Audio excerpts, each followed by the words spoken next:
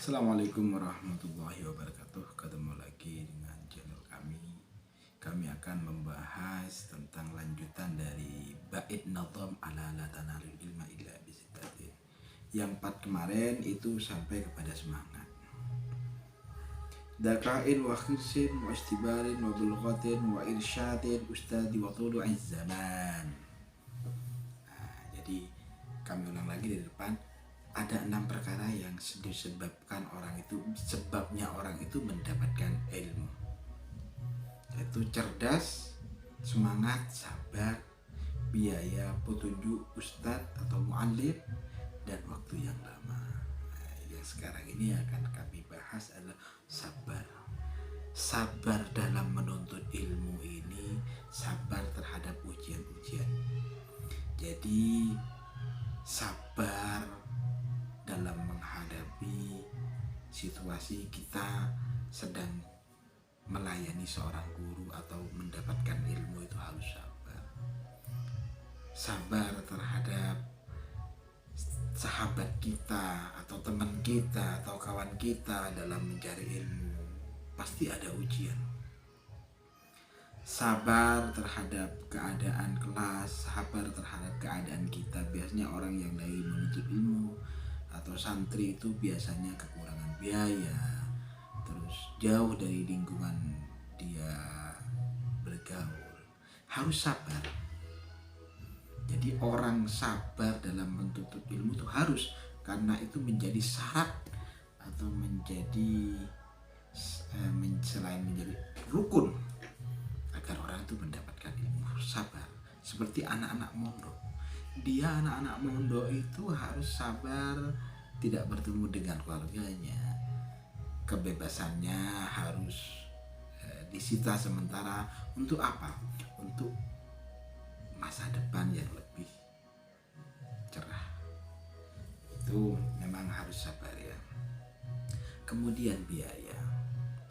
Beberapa biaya ini yaitu sangu, bekal. Jadi orang yang belajar belajar menuntut ilmu ini ibaratkan orang berjuang fi sabilillah, sama orang untuk berperang. Tapi ini berperang di jalan Allah melalui mencari ilmu. Orang perang juga butuh biaya untuk bekal, untuk dia makan, untuk beli kitab dan lain sebagainya. Butuh biaya. Kemudian petunjuk dari guru.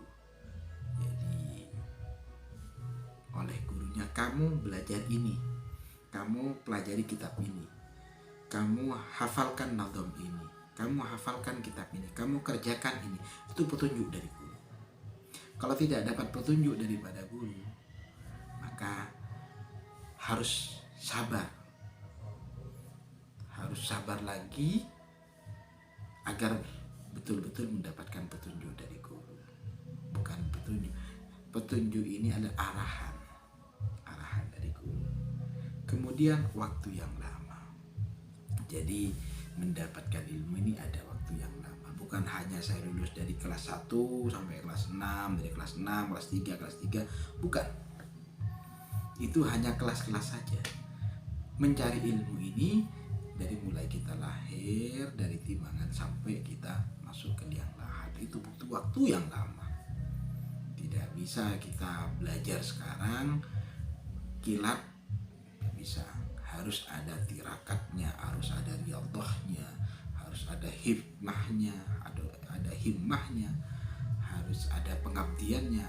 Itulah kunci agar kita mendapatkan ilmu. Jadi ilmu ini tidak hanya dihafal, tapi juga diriyadhai, ditirakati, semacam itu. Kemudian yang kedua, ini membahas lingkungan pendidikan. Anil mar'ah la taswas wasa'al al-qarinah fa inna qarinah bil muqarinah yuktadi. Jangan bertanya tentang seseorang, tapi tanyalah tentang temannya, karena sesungguhnya teman akan mengikuti temannya. Jadi kalian kalau akan mencari ilmu, mencari sahabat dalam mencari ilmu, carilah teman yang betul-betul itu mengarahkan kalian untuk mendapatkan ilmu. Jangan cari teman yang suka ngobrol, suka bercanda, suka tidur. Memang pada waktu mencari ilmu kita mendapatkan teman yang suka ngobrol, suka macam-macam, itu gampang. Caranya, carilah teman yang betul-betul dia suka belajar. Biasanya dia itu jarang berbicara, lebih banyak mutolahnya. Kalau teman lebih suka bicara dan jarang mutolahnya, itu biasanya teman-teman itu tidak terlalu senang terhadap belajar. Gimana caranya kalau kita akan mencari teman itu? Tanyakanlah kepada temannya. Cari tahu tentang dia. Bagaimana dia tentang sikapnya, bagaimana mutolahnya, bagaimana belajarnya, bagaimana akhlaknya. Kalau bagus, jadikan dia teman. Lebih gampang mencari teman yang malas daripada teman yang rajin belajar. Carilah teman yang rajin belajar, jangan cari teman yang malas. Kalau cari teman yang malas kamu, maka suatu saat kamu akan menyesal. Kenapa saya tidak belajar? Kenapa saya hanya ngobrol? Kenapa saya tidak melakukan hafalan-hafalan? Gara-gara teman itu. Maka pengaruh teman ini menentukan tentang masa depan kita, menentukan tentang proses belajar kita. Meskipun kita belajarnya kepada siapapun, kita sudari atau tapi dipengaruhi teman, maka kita akan menjadi orang yang rugi. Fa in kana syar'u fajanna syar'ah, fa in kana dha khairin faqarina tahtadi. Bila temanmu memiliki kejelekannya itu dia suka malas belajar, suka ngobrol, hafalan sehingga hafal, segera jauhin. Tapi jauhinnya pelan-pelan biar tidak sakit hati. Segera jauhi. Kenapa? Dia takut nular kepada kita. Karena tularannya itu orang malas itu lebih cepat daripada tularannya orang yang rajin belajar.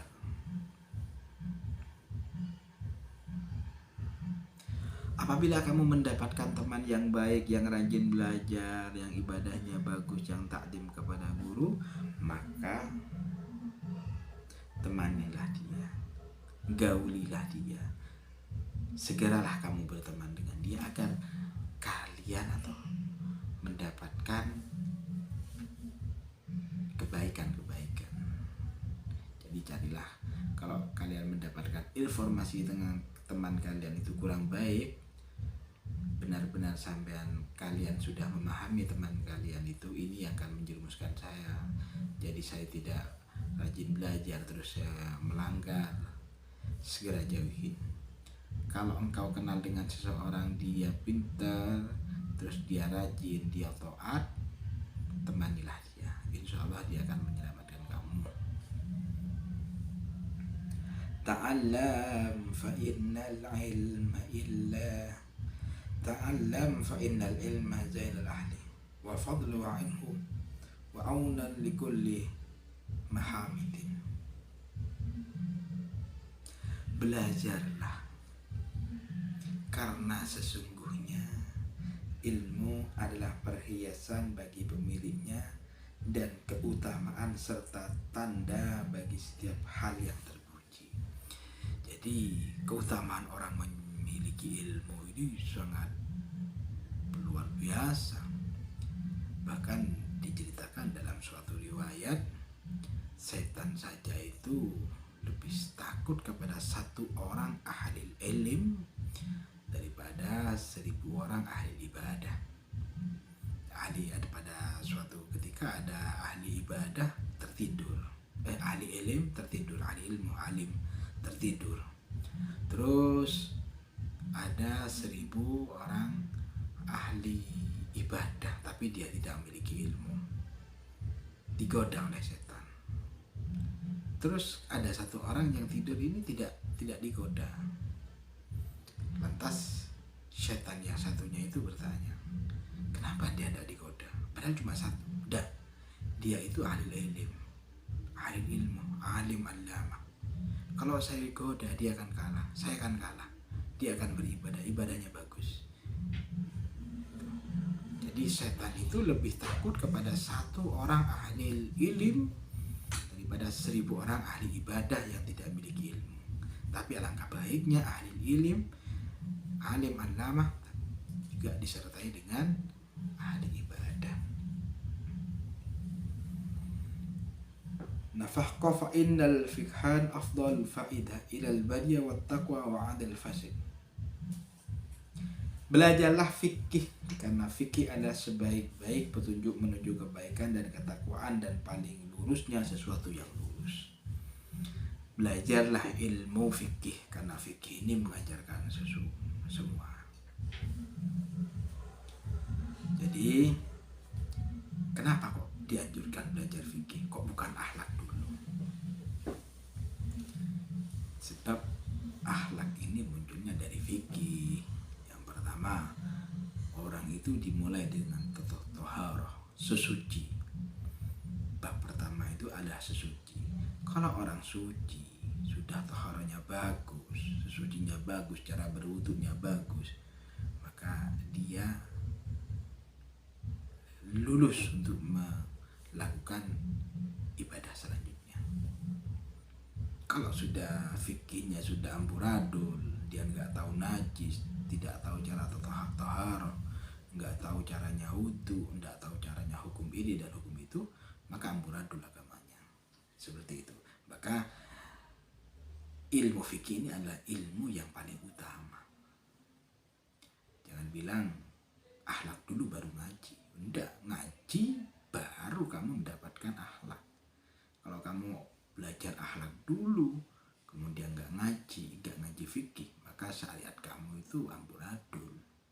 Jadi pelajari dulu taharah, bagaimana kencing saya ini bagus apa tidak, cara bersuci saya ini benar apa tidak. Jangan-jangan kita ibadah dalam keadaan taharah kita masih kurang, sesuci kita masih kurang. Jadi seperti itu. Jadi pelajarilah ilmu fikih terlebih dahulu yang dalam fikih itu, terutama di bab taharah. Karena pada zaman sekarang ini contoh-contoh kayak, ya mohon maaf, toilet-toilet yang ada di pinggir jalan, di SPBU dan lain sebagainya, kalian pelajarin bagaimana. Kalau toiletnya nggak salah, tapi penggunaannya bagaimana. Kalian menggunakan toilet itu sudah sesuai tidak dengan tata caranya. Meskipun toiletnya itu besar, tapi cara penggunaannya itu salah. Ini bisa amburadul juga dengan tata cara kebersihannya, bab taharahnya. Jadi kalau tentang toiletnya atau tempat wudunya itu tidak ada masalah, tapi penggunaannya bagaimana.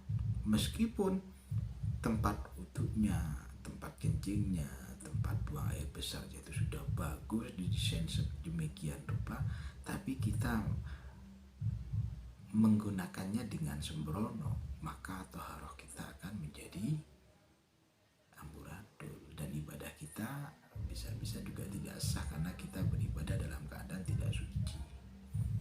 Jadi bab taharah ini, kenapa bab taharah ini ditaruh di awal dalam kitab fikih? Karena ini adalah pemulaan. Jadi kita akan melakukan sesuatu apapun dengan keadaan bersih, suci.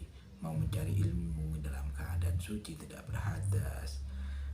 Mau ibadah kita harus dalam keadaan suci, tidak berhadas. Apalagi kita mau makan, mau bertemu dengan orang, mau bertemu dengan sanak famili atau keluarga, kita harus menggunakan taharah yang sesuai dengan syariat. Demikian yang bisa kami sampaikan. Mohon maaf apabila ada salah kata.